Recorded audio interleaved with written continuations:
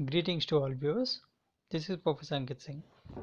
We'll now move to the next topic, that is subsurface drainage. So what is subsurface drainage? It is the drainage of water from the subgrade, the underneath layers.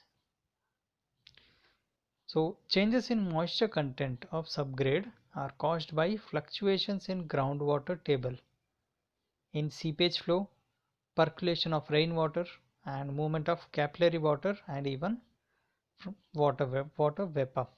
So due to these reasons we might obtain a few fluctuations in the existing groundwater table. And in subsurface drainage of highways, it is attempted to keep the variation of moisture in subgrade soil to a minimum. We plan to keep the variations minimum. We want the standard water table, or whatever the water table was existing at the design period or at the time of design. We want to maintain the same water table level. We do not want any fluctuations. However, only gravitational water is drained by usual drainage system. So using the usual drainage system or the surface drainage, we can only drain a part of the actual water present. So in order to assist the surface drainage, we need to provide subsurface drainage also. Now, lowering of the water table. How do we lower the water table? In places where water table is high, the best remedy is to take the road formation on the embankment of height not less than 1 to 1.2 meters.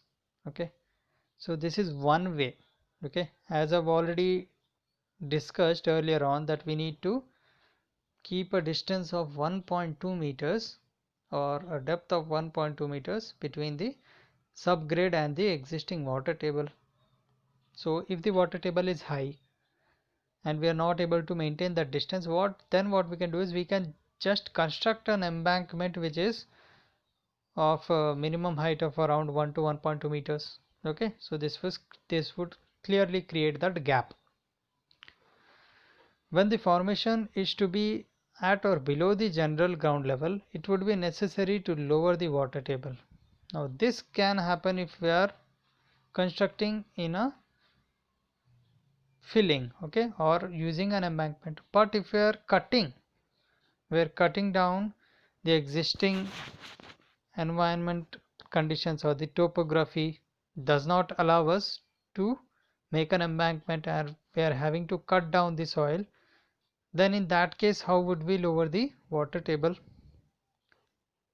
Then we definitely would need to apply a few subsurface drainage measures. If the soil is relatively permeable, it may be possible to lower the higher water table by merely construction of longitudinal drainage trenches with drain pipe and filter sand. If the soil is permeable, if the permeability of the soil is good, then we can drain the water just by creating longitudinal drainage trenches, like these. This is a cross section. On both the sides, if you create these trenches, then there is chance of lowering the water table. This is the original groundwater table, and after creating the longitudinal drains, we lowered it to this point.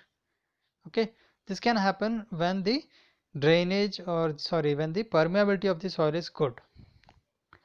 But if the soil is relatively less permeable, the lowering of the groundwater level may not be adequate at the center of the pavement or in between the two longitudinal drain trenches.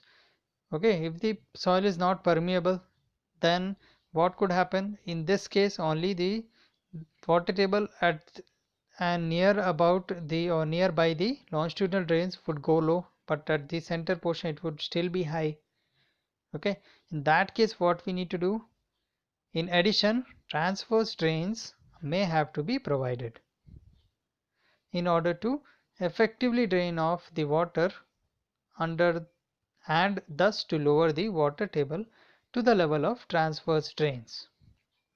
These are the transverse drains. This is a plan view now. So the transverse drains also could be provided if the soil is impermeable type. Okay, is it understood? The transverse drain would be placed over here, okay, in the transverse direction. This is a plan view of the transverse drains. Now, how do we control seepage flow? Now, seepage flow is the flow from the sides. Okay, how do we control that kind of flow? When the general ground as well as the impervious strata below are in a sloping, then seepage flow is likely to exist. Okay, since a slope is here, the downward slope, then there are chances that the water from the sides will flow towards the road, okay, or towards the subgrade over here and the other layers. Okay, so how do we cut that drainage off? If the seepage zone is at depth less than 0.6 to 0.9 meters from the subgrade level, then longitudinal pipe drench in trench filled with filter material and clay seal may be constructed to intercept the seepage flow. Okay, in order to intercept this flow, what we can do, we can provide a, here this is a longitudinal drain trench. Okay, so what will happen if this was the original water table seepage line? Okay, due to provision of this trench, it has lowered down. Okay, so this is how we can cut off the seepage flow. Now there is another type of water infiltration that can occur, that is due to capillary rise. So how do we cut this off? If the water reaching the subgrade due to capillary rise is likely to be detrimental, it is possible to solve the problem by arresting the capillary rise instead of lowering the water table. Okay, so what we can do is, instead of lowering the water table, this is only in the case of capillary rise. Okay, we can do, what we can do is we can just cut off the capillary rise problem itself. We can arrest it. How do we do that? The capillary rise may be checked either by a capillary cutoff of any one of the following types. Okay, we have two types.